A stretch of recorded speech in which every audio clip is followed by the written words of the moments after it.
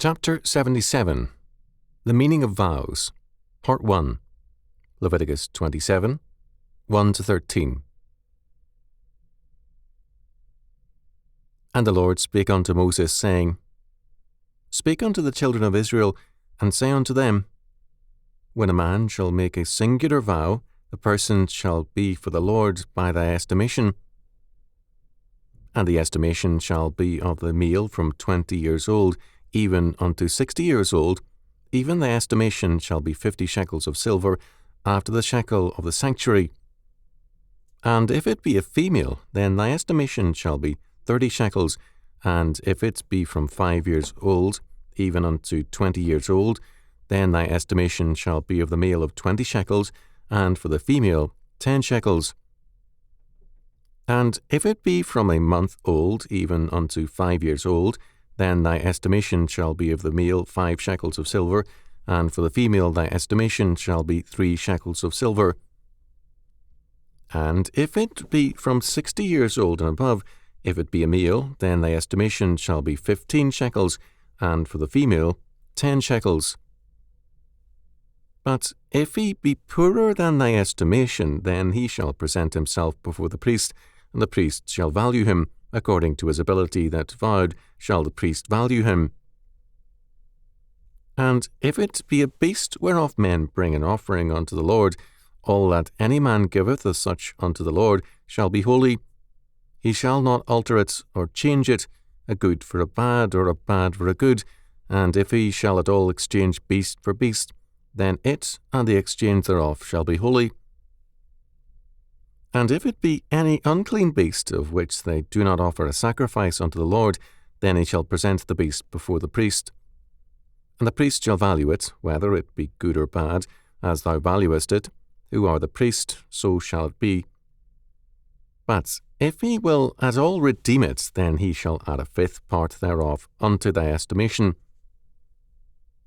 Leviticus 27, 1-3. Leviticus 27 concerns vows made to God. The doctrine of the covenant and the Jubilee make clear God's total government over all things.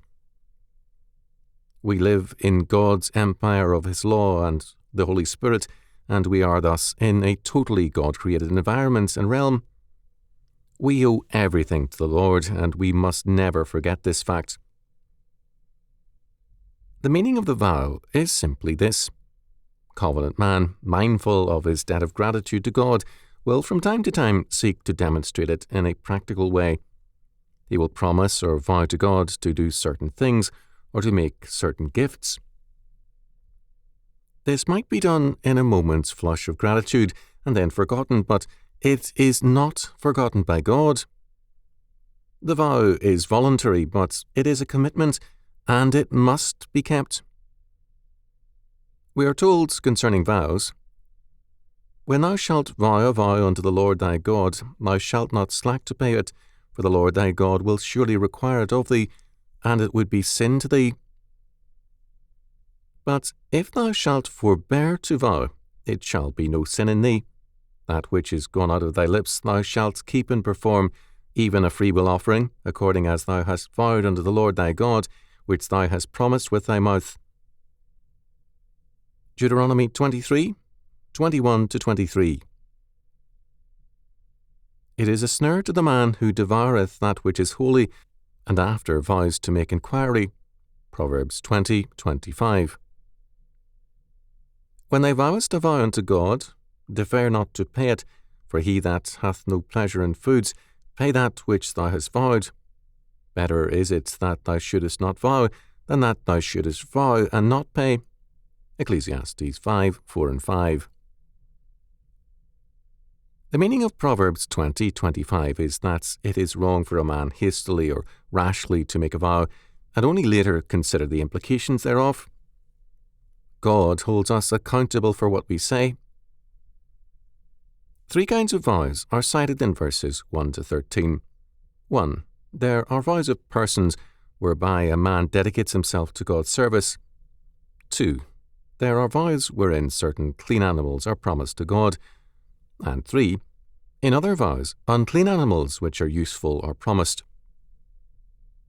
The law here says that the only way out of such vows is by the payment of an equivalent value.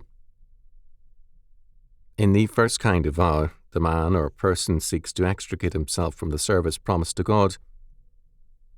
This service may involve a single act or short-term labour. In any and every case, the price of redemption is a telling one.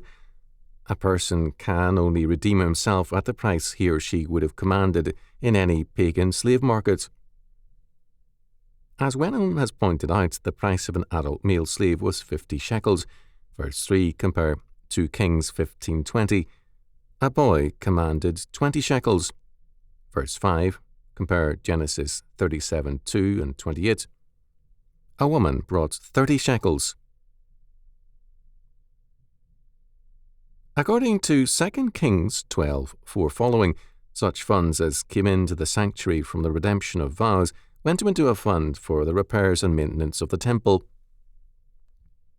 The child up to 5 years old required less redemption, and the same was true of men and women over 60.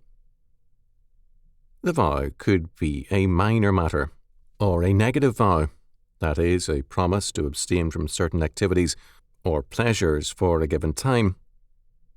All the same, the redemption cost was the price of their life, since the promise to God is so serious. There was no merit gained by a vow. It did not obligate God in any way. Rather, a man in gratitude obligated himself to God, and if he did not render the promised service, he had to render a penalty. It should be noted, verse 8, that the priest had the discretionary power to lower the redemption rate for a poor man, but he could not waive it. Poverty is no excuse for a failed vow to God.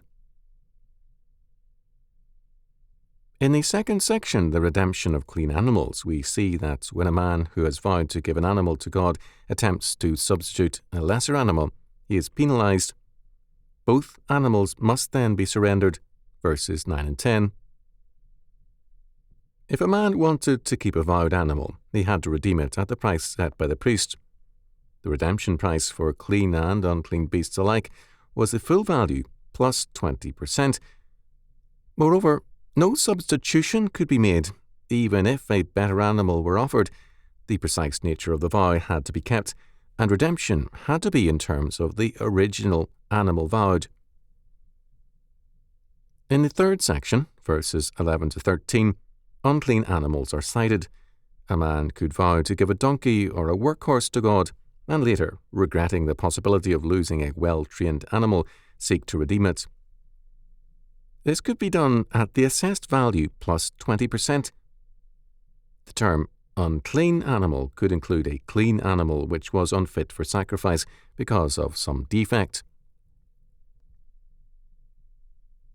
All of these vows are vows to God. Some vows are made before God to abide by certain obligations and duties. Still other vows are both to God and to man. In this last category, we have the baptismal vow made either by us or for us by our parents. While this is essentially a vow to God, it is also a vow in the context of the family and church and involves both. The marriage vow is before God and man, and it is both to God and to one's spouse. The ordination vow is before God and man, and it is to God and the church. The vow or oath in a courtroom is before God and man, and it is to God and man. We then swear to bear witness honestly so that justice may prevail. Other forms of vows can be cited.